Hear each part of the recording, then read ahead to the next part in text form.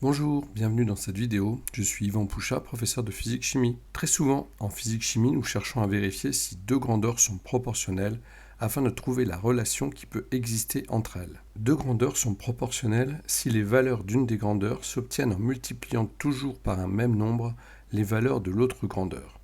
Ce nombre est appelé le coefficient de proportionnalité. Par exemple, pour n'importe quelle valeur de x, on va trouver y en multipliant x par un nombre petit a qui ne change pas. Si on regarde ici, si x vaut 1, pour obtenir la valeur correspondante 2, il suffit de multiplier par 2. Si x vaut 2, je multiplie à nouveau par 2, j'obtiens 4. Si x vaut 3, je multiplie par 2, j'obtiens 6. Donc cette relation y égale a fois x, a étant le coefficient de proportionnalité qui vaut dans l'exemple que j'ai pris ici 2, vous voyez que cette formule, donc qui représente bien la proportionnalité, correspond à une courbe. La courbe obtenue est une droite qui passe par l'origine. On parle en mathématiques d'une fonction linéaire. Et vous voyez que sur n'importe quel point de cette courbe, quelle que soit la valeur de x, si je prends par exemple ici 0,5 pour x, je multiplie par 2, je vais trouver 1 qui sera la valeur de y. Donc tous les points de cette courbe correspondent bien à cette relation de proportionnalité y égale a fois x. Avez-vous bien compris qu'une relation de proportionnalité correspond à une fonction linéaire? Si c'est le cas, on peut continuer. Alors à quoi correspond le coefficient de proportionnalité petit a sur cette courbe? Il correspond à ce qu'on appelle la pente de la droite, qu'on appelle aussi son coefficient directeur. Ce nombre permet de décrire à la fois le sens de l'inclinaison de la droite. Si la droite monte quand on la parcourt de gauche à droite, on voit que le coefficient directeur petit a est positif. Si la droite descend quand on la parcourt de la gauche vers la droite, c'est que petit a est négatif. Le coefficient directeur renseigne aussi sur l'inclinaison de la droite. Plus le nombre petit a va être grand, plus la pente va être forte. Vous voyez que la pente de la droite en rouge est beaucoup plus grande que la pente de la droite en vert. Est-ce que vous avez bien compris que le coefficient de proportionnalité est égal au coefficient directeur? La question qu'on peut se poser maintenant, c'est comment calcule-t-on cette pente ou coefficient directeur? Alors, il va s'agir de prendre deux points quelconques A et B de la droite, ces deux points A et B, et de regarder les valeurs de leurs coordonnées.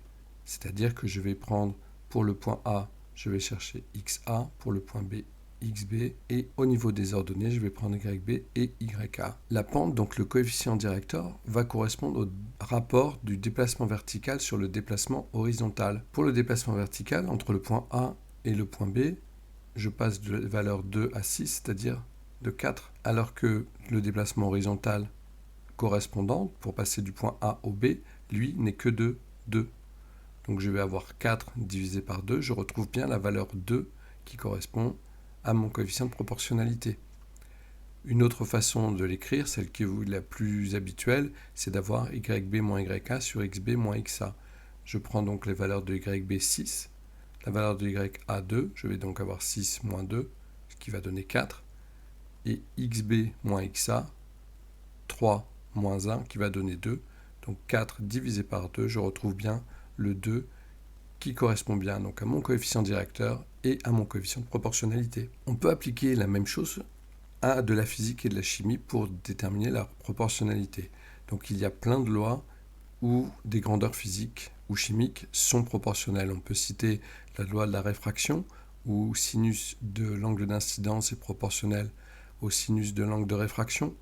On peut citer la loi de Beer-Lambert, où l'absorbance d'une solution colorée est proportionnelle à la concentration de cette solution colorée, ou on peut citer la loi cinétique d'ordre 1, où la vitesse d'évolution de la réaction chimique est proportionnelle à la concentration en réactif. Ce sont quelques-uns des exemples que vous pourrez trouver en étudiant la physique-chimie au lycée.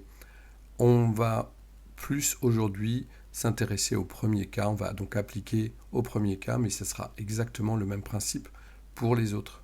Donc vous pourrez appliquer ça chaque fois que vous aurez une proportionnalité en physique-chimie. Prenons donc l'exemple de la réfraction de la lumière de l'air dans le plexiglas.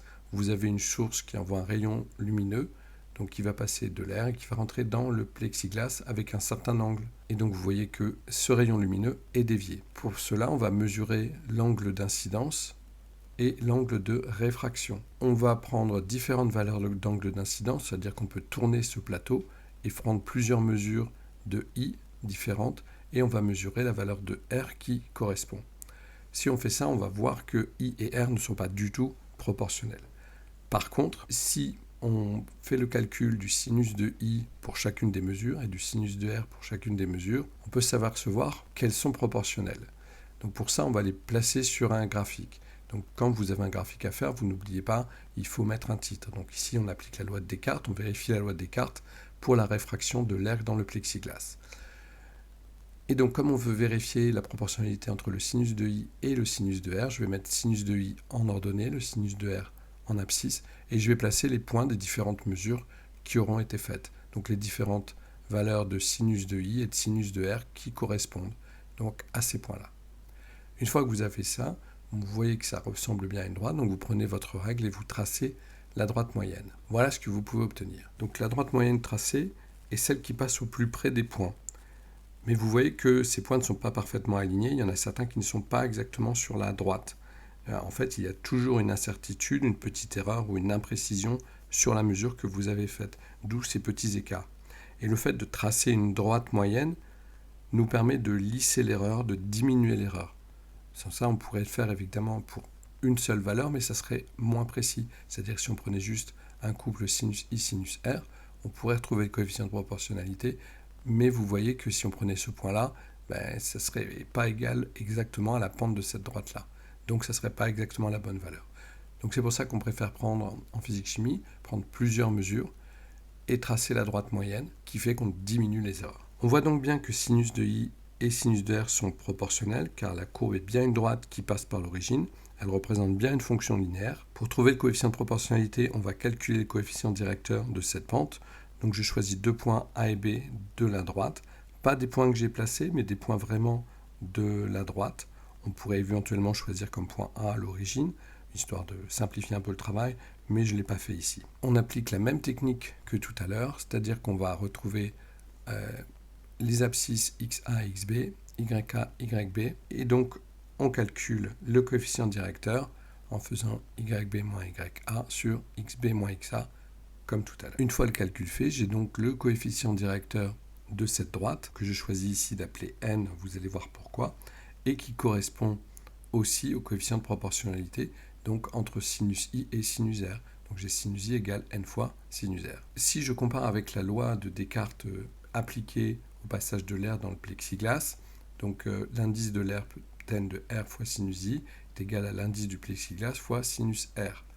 Comme l'indice de l'air vaut 1, ça veut dire que l'indice du plexiglas de la formule correspond en fait à la valeur de N du coefficient directeur que j'ai trouvé. Donc en fait, en faisant ça, j'ai à la fois vérifié la proportionnalité entre sinus I et sinus R, et j'ai aussi trouvé la valeur de l'indice du plexiglas. Donc j'ai choisi dans cet exemple de ne pas utiliser des valeurs de mesure pour laisser à mes élèves le soin de pouvoir le faire eux-mêmes. Et au final, si vos mesures sont correctes, si vous avez bien fait vos tracés, bien fait vos calculs de sinus I, vous devez trouver un indice du plexiglas de 1,5. En résumé, nous venons de voir la relation qui lie deux grandeurs proportionnelles, qui est de la forme Y égale petit a fois x, ainsi que la courbe qui correspond à cette relation. Et nous avons vu comment calculer le coefficient de proportionnalité, petit a, à partir de la courbe et de son coefficient directeur ou de sa pente. Donc ceci sera applicable chaque fois que vous aurez deux grandeurs physiques qui seront proportionnelles. Cette vidéo est maintenant terminée, j'espère qu'elle vous aura été utile. N'hésitez pas à commenter, liker ou vous abonner.